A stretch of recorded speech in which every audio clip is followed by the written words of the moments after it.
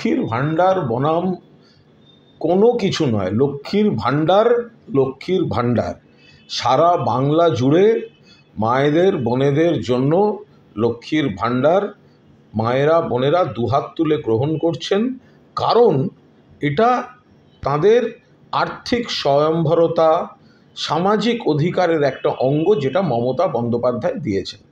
এবার সন্দেশখালিতে যে বিচ্ছিন্ন ঘটনা ঘটেছে, যেখানে যা দরকার প্রশাসন ব্যবস্থা নিয়েছে, দল ব্যবস্থা নিয়েছে, অ্যাকশান নিয়েছে, হয়েছে। এবার তার জন্য সন্দেশখালিতে বিজেপি জিতবে এই ধারণাটাই ভুল। সন্দেশখালিতেও তৃণমূল জিতবে, বসিরহাট লোকসভাতেও তৃণমূল জিতবে।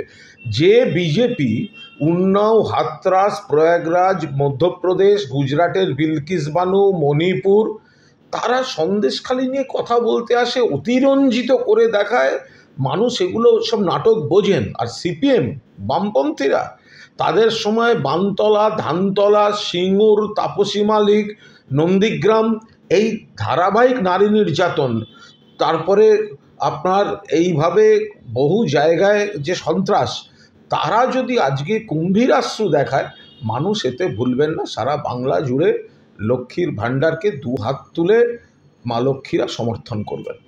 ওদের হাতে তো রয়েছে CBI, ED, NIA, income tax. তা কাল গেছিল তো হেলিকপ্টারের চাকার হাওয়া খুলে খুঁজতে, কিছুই তো মেলেনি, গেল কিন্তু তো লবডঙ্কা। তো এইসব কথাগুলো এখানে বলে কি হচ্ছে?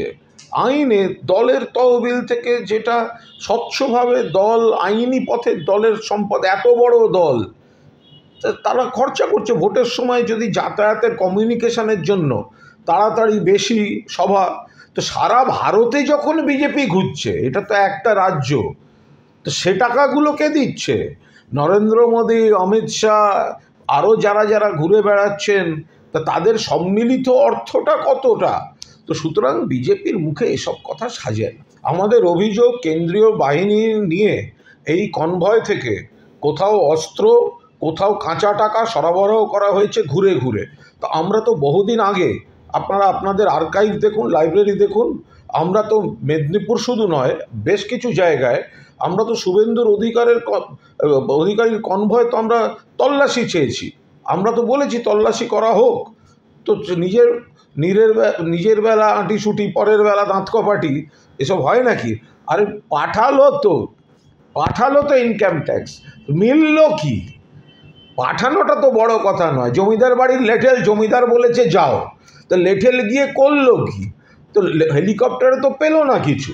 তো সুতরাং শুভেন্দু সিবিআইয়ের এফআইআর নেমড একটা ক্যামেরায় দেখা যাওয়া চোর, তো ও কি বললো? তো নিজের গ্রেফতারি বাঁচাতে মেরুদণ্ড বিক্রি করে অমিত শাহের জুতো চাটতে গেছে, ওর আবার কি কথা?